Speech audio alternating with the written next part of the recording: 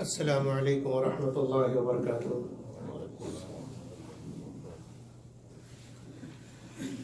الحمد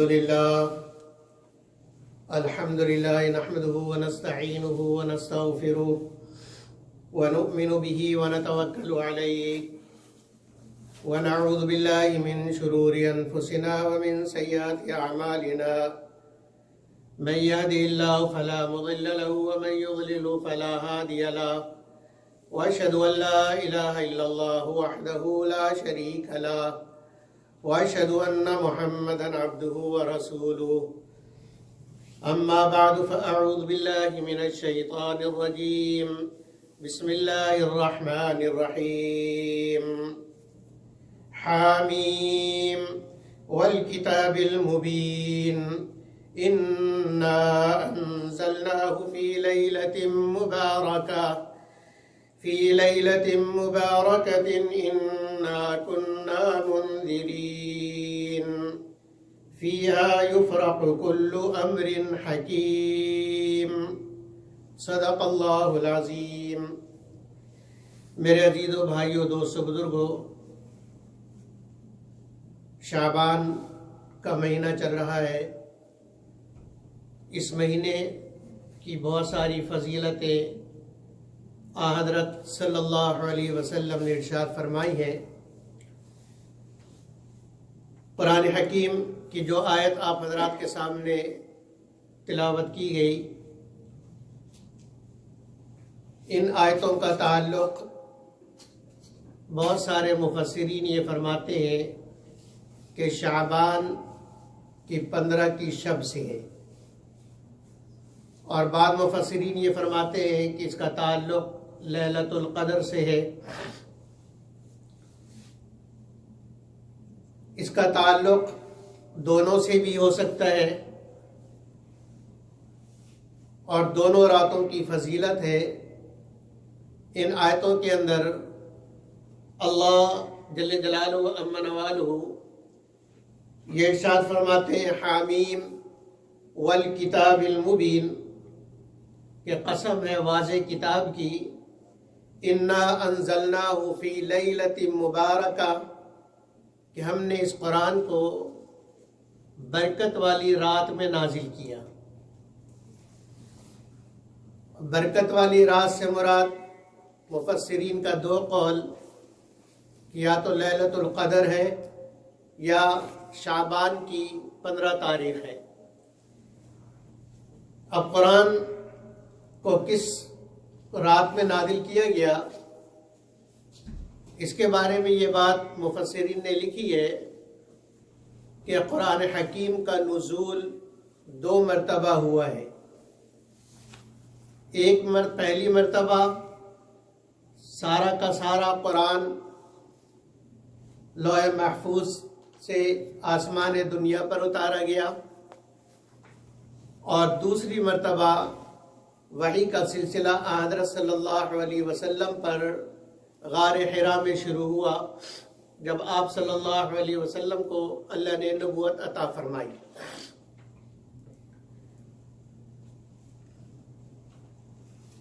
تو لیلۃ مبارکہ سے مراد یہ بھی لیا جا سکتا ہے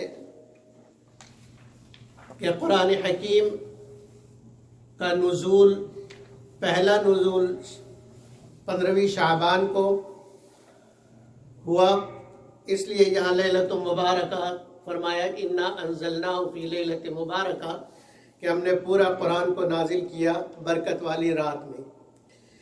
انا کنا منذرین، بے شک ہم ڈرانے والے ہیں۔ اور اس رات کی فضیلت کیا ہے؟ فیہا یفرق کل امر حکیم، ہر حکمت والا کام حکیم کی طرف سے مکمل ہو کر تقسیم کر دیا جاتا ہے، فرشتوں کے حوالے کر دیا جاتا ہے کہ اگلی 15 شعبان تک کس نے پیدا ہونا ہے، کس نے مرنا ہے، کس کو کتنی روزی ملے گی، کس کو کتنی عزت ملے گی، کتنی دولت ملے گی، سارا حساب کتاب کر کے گویا کہ اگلے پورے سال کا بجٹ اللہ فرشتوں کے حوالے کر دیتے ہیں۔ अमरम मिन इंदिना, ये हमारे तरफ से हुक्म बनकर, अमर बनकर उतरता है। इन्ना कुन्ना मुरसिलीन, हम ही फरिश्तों को भेजने वाले हैं। रहमतम मिन रब्बिक, ये आपके रब की तरफ से रहमत है। इन्नहु हुवस समीउल अलीम, बेशक अल्लाह सुनने वाला है और जानने वाला है। रब्बिस समावाति वल अर्दि वमा बैनहुमा, इसलिए कि वही रब है आसमानों का और ज़मीनों का, और जो कुछ आसमान और ज़मीन के दरमियान है, सब का रब वही अल्लाह है। इन कुंतुम मूक़िनीन, अगर तुम इस बात पर यकीन रखते हो। तो इन आयतों से मुराद 15 शाबान की रात है। हज़रत सल्लल्लाहु अलैहि वसल्लम ने भी इस रात की बड़ी फजीलतें बयान फरमाई। हज़रत आयशा रज़ियल्लाहु अन्हा फरमाती हैं कि एक रात मैंने देखा कि हज़रत सल्लल्लाहु अलैहि वसल्लम नमाज पढ़ रहे और फिर आपने सजदा किया, और सजदा इतना तवील किया, बहुत लंबा सजदा किया। हज़रत आयशा रज़ियल्लाहु अन्हा फरमाती है कि मैं डर गई कि हज़रत सल्लल्लाहु अलैहि वसल्लम का विसाल तो नहीं हो गया। फरमाती है कि मैं उठी और मैंने आपके पैर का अंगूठा हिलाया तो आपने पैर को हरकत दी, तो मैं मुतमईन हो गई। फरमाए कि फिर मैं सजदे पर कान लगा के मैंने सुना कि आप सल्लल्लाहु अलैहि वसल्लम सजदे में क्या कह रहे हैं। तो मैंने सुना कि हज़रत सल्लल्लाहु अलैहि वसल्लम सजदे में अल्लाह से दुआएं मांग रहे थे, मग़फ़िरत की दुआ मांग रहे थे, रहमत की दुआ मांग रहे थे, अल्लाह की तारीफ बयान कर रहे थे। ला उहसी सनाअन अलैक अंत कमा असनैत अला नफ्सिक, अल्लाह जैसी तूने अपनी खुद तारीफ की है, मैं भी वैसी तारीफ करता हूँ, और तेरी तारीफ को मैं शुमार ही नहीं कर सकता। ला उहसी सनाअन अलैक, जितनी तारीफ तेरी है और तूने खुद की है, मैं उसको शुमार भी नहीं कर सकता। तो अल्लाह की तारीफें सजदे के अंदर, और सजदे के अंदर अल्लाह मैं तुझसे माफ़ी का तलबगार हूँ, तेरी पनाह मांगता हूँ, तेरी माफ़ी के साथ और तेरी रहमत के साथ तेरे अजाब से पनाह मांगता हूँ। ये हज़रत सल्लल्लाहु अलैहि वसल्लम मुसलसल दुआएं मांग रहे। कितनी लंबी और तवील ये दुआएं थी और कितना लंबा सजदा था कि हज़रत आयशा रज़ियल्लाहु अन्हा को ये ख़तरा महसूस हो गया कि आप सल्लल्लाहु अलैहि वसल्लम का विसाल हो गया। नमाज ख़त्म हुई, आप सल्लल्लाहु अलैहि वसल्लम ने सलाम फेरा, तो सलाम फेर के हज़रत आयशा रज़ियल्लाहु अन्हा से फरमाया, या आयशा औ क़ाल या हुमैरा। नबी अकरम सल्लल्लाहु अलैहि वसल्लम हज़रत आयशा रज़ियल्लाहु अन्हा को कभी या आयशा कहते थे, कभी या हुमैरा कहते थे प्यार से। तुमने ये समझा कि अल्लाह का रसूल तुम्हारी हक तलफी करेगा? तो हज़रत आयशा रज़ियल्लाहु अन्हा ने इरशाद अर्ज़ किया कि नहीं, हरगिज़ नहीं, मुझे इसका कोई ख्याल नहीं, लेकिन मैं तो डर गई थी कि आपने इतना लंबा सजदा किया, उस सजदे की वजह से मैं डर गई थी। तो नबी अकरम सल्लल्लाहु अलैहि वसल्लम ने इरशाद फरमाया कि आयशा, आज निस्फ शाबान की रात है, यानी 15 शाबान की रात है। अल्लाह जल्ले जलालुहु व अम्मा नवालुहु इस रात में आसमान दुनिया पर अपनी सारी रहमतें मुतवज्जे फरमाती, और गुरूब आफताब से ही अल्लाह की सारी रहमतें आसमान दुनिया पर मुतवज्जे होती हैं, और अल्लाह जल्ले जलालुहु व अम्मा नवालुहु आवाज़ देते हैं, हल मिन मुस्तगफिरिन अगफिर लहू, कोई है गुनाहगार जिसने गुनाहों में अपने आप को डुबा दिया, جس نے گناہ کر کر کر کر کے اپنے اعمال کو، نامہ اعمال کو سیاہ کر لیا؟ کیا کوئی ہے بدکار، گناہ کار؟ میرے دربار میں آئے، میں مجھ سے معافی مانگے، اغفر لہ، میں اس کو معاف کر دوں گا۔ آج کی رات معافی کا دروازہ کھلا ہے۔ حل میں مسترزق، کیا کوئی بھوکا ہے، کوئی ایسا ہے جس کو روزی کی تنگی ہو، کھانے پینے کی تنگی ہو، چیزوں کی تنگی ہو، مال اس کے پاس نہ ہو، آئے آج مانگے، میں اس کو مال دوں گا۔ کوئی بے اولاد ہے، آئے مجھ سے اولاد مانگے، میں اس کو اولاد دوں گا۔ کوئی بیمار ہے، آئے شفا مانگے، میں شفا دوں گا۔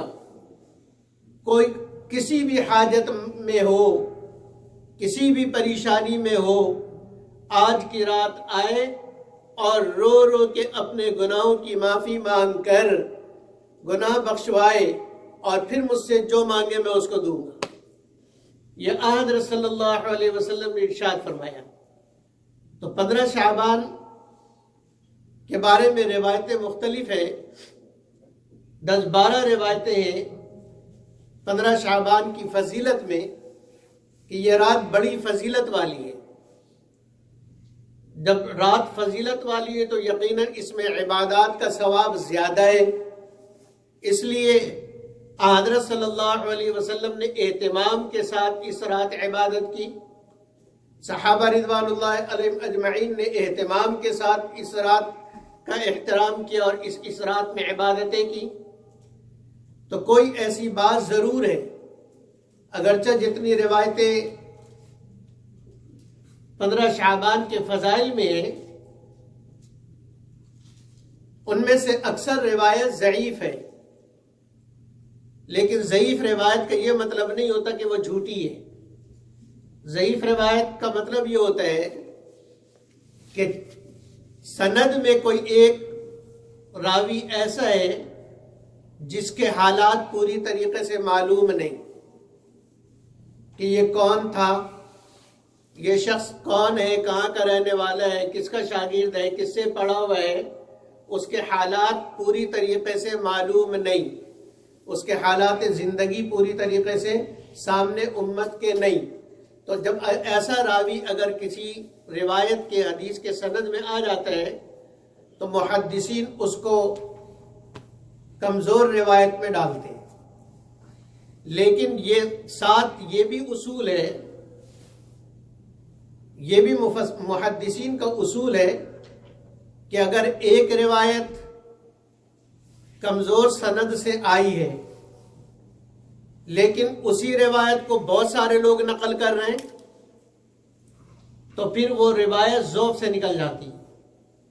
اس لیے کہ جس کے حالات معلوم نہیں، کہ وہ پکے دماغ والا تھا، اس کی یادداشت بالکل ٹھیک تھی یا باتیں بھول جاتا تھا، اس لیے ضعیف ہوئی۔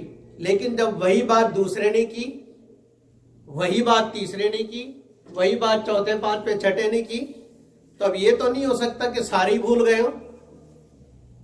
وہ راوی، ایک راوی بھول گیا، سارے تو نہیں بھولے۔ تو اب وہی روایت اگر دوسرے لوگ بھی نقل کر رہے تو پھر وہ قوی ہو جاتی ہے اور وہ حسن کے درجے میں، یعنی اس کا درجہ، اس کا لیول اوپر آ جاتا ہے اور محدثین پھر اس کو لیتے ہیں۔ حدیث کے معاملے میں محدثین نے بہت زیادہ احتیاط کی تاکہ اس دین کو ہر قسم کی ملاوٹ سے پاک رکھا جائے، اور کسی قسم کی ملاوٹ اور کسی قسم کی کچی بات اس کے اندر نہ شامل ہو۔ اس لیے محدثین نے اپنی عمریں لگائی اور اس میں بہت چھان بین کی۔ تو یہ سارے اصول بھی محدثین ہی کے ہیں کہ ایک راوی اگر مجہول ہے، اس کے بارے میں معلوم نہیں، یا اس کمزور دماغ کا تھا، یادداشت اس کی ٹھیک نہیں تھی، لیکن وہی بات دوسرے نقل کر رہے، تیسرا نقل کر رہا، تو اس کا مطلب ہے کہ ایک آدمی اگر چیزیں یاد اس کو نہیں رہتی ہیں، بھول جاتا ہے، لیکن یہ تو ضروری نہیں کہ وہ ہر بات ہی بھول جاتا ہو۔ کوئی بات بھول گیا لیکن یہ ضروری نہیں کہ وہ ہر بات بھول جاتا ہو. تو اس میں یہ بھی احتمال ہے کہ جو یہ والی بات اس نے کی ہے یہ بھول کے نہیں کی، یہ اس کو یاد ہے. تو اس لیے یہ روایت اب ضعیف نہیں رہی اور یہ قوی ہو گئی. ایک مسئلہ. دوسرا مسئلہ یہ ہے کہ اگر یہ فرض کر لیا جائے کہ یہ روایت ضعیف بھی ہے تو محدثین کا دوسرا اصول ہے کہ فضائل اعمال کے اندر جہاں کسی عمل کی فضیلت بیان کرنا مقصود ہو وہاں ایسی روایتوں کو لے لیا جاتا ہے، اس میں کوئی حرج نہیں. حلال حرام والے مسئلے میں، جائز ناجائز والے مسئلے میں، کرنے والے مسئلے میں کہ یہ کرنا ہے یہ نہیں کرنا، اس میں جب تک پوری پکی روایت نہ ہو محدثین اس کو نہیں لیتے اور فقہا بھی اس کو نہیں لیتے ہیں. فضائل اعمال کے اندر لے لیا جاتا ہے. فضائل اعمال کا مطلب یہ کہ عمل کرو گے تو اللہ بدلہ دیں گے. تو وہ تو جتنا بدلہ ہمارے سامنے موجود ہے یہ تو صرف ہمیں سمجھانے کے لیے، اللہ پتہ نہیں اس سے کتنا ہزاروں لاکھوں کروڑوں گنا زیادہ اللہ عطا فرمائیں گے. بہرحال تو میں عرض یہ کر رہا تھا کہ یہ روایتیں جو شعبان کے 15 کے بارے میں اس پر عمل کرنا بلا شک و شبہ جائز ہے اور اس پر عمل کرنا چاہیے. 15 شعبان کی رات کو عبادات کا خاص اہتمام کرنا چاہیے اور اللہ سے اپنے گناہوں کی مغفرت مانگنی چاہیے. اللہ اکبر. میرے دوستو، اس رات کو ہم کیا کہتے ہیں؟ شب برات. برات کا اصل مطلب کیا ہے؟ برات کا اصل مطلب ہے کسی چیز سے بیزاری کا اظہار کرنا کہ اس سے میرا کوئی تعلق نہیں، اس کو برات کہتے ہیں. تو یہ شب برات نام ہی ہمیں یہ بتلا رہا ہے کہ اپنے گناہوں سے برات کا اعلان کرو، کفر سے، شرک سے، بدعت سے، گمراہی سے، لغو باز سے، جھوٹ سے، کینہ سے، شراب پینے سے اور جتنی قسم کے گناہ ہیں ان سب گناہوں سے برات کا اظہار کرو کہ میرا ان سے کوئی تعلق نہیں، اور جو مجھ سے ہو گیا اے اللہ میں اس کی معافی مانگتا ہوں. یہ ہے اصل شب برات کا مقصد کہ اپنے گناہوں کی معافی مانگنا اور اللہ سے رو رو کر اپنے گناہوں کو یاد کر کر کے کہ اللہ یہ گناہ ہوا، یہ گناہ ہوا، یہ گناہ ہوا، اور اللہ سے معافی مانگنا. یہ رات اصل میں ہے اس کے لیے اور اس میں اہتمام کیا جائے. لیکن اہتمام میں یہ بات یاد رکھی جائے چونکہ آن حضرت صلی اللہ علیہ وسلم سے اس رات کے لیے کوئی خاص عبادت منقول نہیں ہے کسی بھی روایت میں. تو جو لوگ بیان کرتے ہیں کہ اس رات میں 2 رکعت پڑھا جائے، پہلی رکعت میں یہ اور دوسری رکعت میں یہ، اور 4 رکعت پڑھی جائے، پہلی رکعت میں یہ، دوسری رکعت میں یہ سورت اتنی مرتبہ اور تیسری رکعت میں یہ سورت اتنی مرتبہ، یہ سب بے اصل ہے. اس کی کوئی بنیاد نہیں، اس کی کوئی بنیاد نہیں.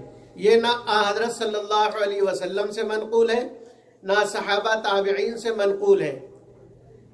اس لیے نفلی عبادت جتنا چاہے کریں اور لیکن کرے اکیلے میں. اس لیے میں کہا کرتا ہوں کہ یہ رات ایسی ہے کہ اللہ آسمان دنیا پر اپنی رحمتوں کے ساتھ متوجہ ہیں. تو اب تنہائی کے اندر کہ وہاں صرف اللہ ہو اور عبد اللہ ہو، تیسرا کوئی نہ ہو.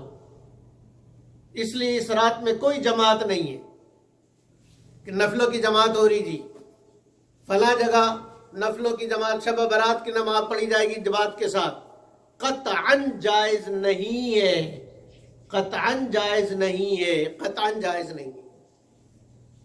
اس لیے کہ عمل کے لیے نبی صلی اللہ علیہ وسلم سے ثبوت ضروری ہے. جس کام کو نبی صلی اللہ علیہ وسلم نے نہیں کیا، صحابہ تابعین تبع تابعین 1400 سال امت نے نہیں کیا، کہیں پہ بھی جماعت کے ساتھ شب برات کی کوئی نماز منقول نہیں ہے۔ اسی طریقے سے شب برات کے نوافل کا کہیں ذکر نہیں ہے کہ خاص اس رات میں یہ نفل پڑھی جائے، اس کا کہیں کسی کتاب میں کسی فقہ کے اندر ذکر نہیں ہے۔ تو اس لیے اس سے اجتناب کیا جائے، جو چیز جہاں تک ہے وہاں تک رکھا جائے۔ ایک اور عمل شب برات کے حوالے سے اس امت کے اندر قبرستان جانا۔ حضرت صلی اللہ علیہ وسلم اپنی پوری زندگی میں 15ویں شعبان کو صرف ایک مرتبہ جنت البقیع ہے۔ آپ کا معمول نہیں تھا کہ ہر شب برات کو جنت البقیع آپ جاتے ہو اور جا کے وہاں فاتحہ پڑھتے ہو اور دعائیں مغفرت کرتے ہو۔ صرف زندگی میں ایک بار آپ تشریف لے گئے ہیں۔ اس لیے مفتی شفیع صاحب رحمۃ اللہ علیہ یہ فرماتے تھے کہ سنت کو وہیں تک رکھا جائے جہاں تک وہ ہے۔ تو زندگی میں ایک بار جانا ثابت ہے، تو بس کبھی چلے گئے کبھی نہیں گئے، اس کو معمول نہ بنایا جائے۔ دوسرا، اجتماعی طور پہ جانا، بھئی بس کی جا رہی ہے اور اجتماعی طور پہ قبرستان جانا، یہ سب بدعت ہے، گمراہی ہے، اس کا کوئی ثواب نہیں ہے۔ بلکہ اگر اس کو ضروری اور دین کا حصہ سمجھ کر کوئی کرے گا تو یہ اس کی گمراہی ہوگی، اس لیے کہ سنت نہیں ہے، وہ اس کو سنت کا درجہ دے رہا ہے، عملی طور پر سنت کا درجہ دے رہا اور اس کو اس طریقے سے ادا کر رہا جیسے یہ ضروری اور سنت ہو، یہ واجب ہو۔ آپ صلی اللہ علیہ وسلم جنت البقیع زندگی میں ایک بار گئے اور اکیلے گئے، سارے صحابہ سے نہیں کہا، مسجد تو بھری ہوئی تھی، صحابہ سے نہیں کہا چلو بھائی قبرستان چلنا ہے۔ اس لیے اگر کوئی انفرادی طور پر کبھی چلا جائے تو کوئی حرج نہیں، لیکن اس کو ہر سال کا معمول نہ بنایا جائے، کیونکہ یہ سنت مستمرہ نہیں ہے۔ سنت مستمرہ اسے کہتے ہیں کہ جسے حضرت صلی اللہ علیہ وسلم نے ہمیشہ کیا ہو، وہ سنت مستمرہ ہے، وہ سنت ہے، اس پر عمل کرنے کا ثواب ہے۔ لیکن جو کبھی کیا ہو اس کو کبھی کرنے میں ثواب ہے، مستقل کرنے میں ثواب نہیں ہے۔ ایک تو اس کا اہتمام کیا جائے۔ دوسری، بہت ساری بدعات اس رات کے اندر ہمارے ہاں رواج پا گئی، اس کا دین سے، اسلام سے، قرآن سے، حدیث سے کوئی تعلق نہیں ہے۔ رات تھی اللہ کے جلوے کی، رات اللہ کے جلوے کی تھی کہ تنہائی کے اندر جلوے دیکھو اللہ کے اور اللہ سے باتیں کرو، اللہ سے دوستی بڑھاؤ، اللہ سے تعلق بڑھاؤ، اللہ کے قریب جاؤ۔ لیکن پیٹ پرستوں نے کیا کر دیا؟ جلوے میں سے نقطہ ہٹا دیا اور کہا کہ جی ہے یہ حلوے کی رات۔ مولویوں نے اس کو جلوے والی رات بنائی تھی، اصل میں جیم کا نقطہ غلط پڑ گیا ہے حلوے کی رات، لہذا حلوے خود بھی بناؤ اور پورے محلے میں بانٹو اور مولوی کو نہ بھولنا۔ یہ سب مولویوں کی بنائی ہوئی باتیں ہیں، اپنی طرف سے غلط روایتیں گڑھ لیتے ہیں اور پھر اس پر ساری امت کو ڈال دیتے ہیں۔ ان ایسوں کے پیچھے نہ چلو میرے دوستو، جب تک سنت سے ثبوت نہ ہو، صحابہ سے ہمارے لیے دین کا معیار صحابہ کا عمل ہے، دین کا معیار صحابہ کا عمل ہے، اس لیے کہ صحابہ سے زیادہ دین پر چلنے والا نہ تابعین نہ تبع تابعین نہ اس کی بعد کی امت ہے۔ دین پر سب سے زیادہ مضبوطی سے چلنے والا طبقہ وہ صحابہ کا ہے، صحابہ کا ہے۔ اگر کسی چیز کا ثبوت صحابہ سے ہے تو اس پر عمل کیا جائے، اور اگر صحابہ سے نہیں ہے تو پھر اس کو چھوڑ دیا جائے کہ یہ بدعت ہے۔ تو اس کو جلوے کی رات بناؤ میرے دوستوں، حلوے کی رات نہ بناؤ۔ پھر ایک اور بدعت آتش بازی، یہ تو انتہائی احمقانہ اور میں تو کہتا ہوں کفریانہ فعل ہے۔ کیوں؟ اس لیے کہ اوپر سے اللہ کی رحمتیں آ رہی اور رحمتیں امت پر برس رہی ہیں، اور نیچے سے آتش اور آگ چھوڑا جا رہا تاکہ اللہ کی رحمت ہم تک پہنچے ہی نہیں۔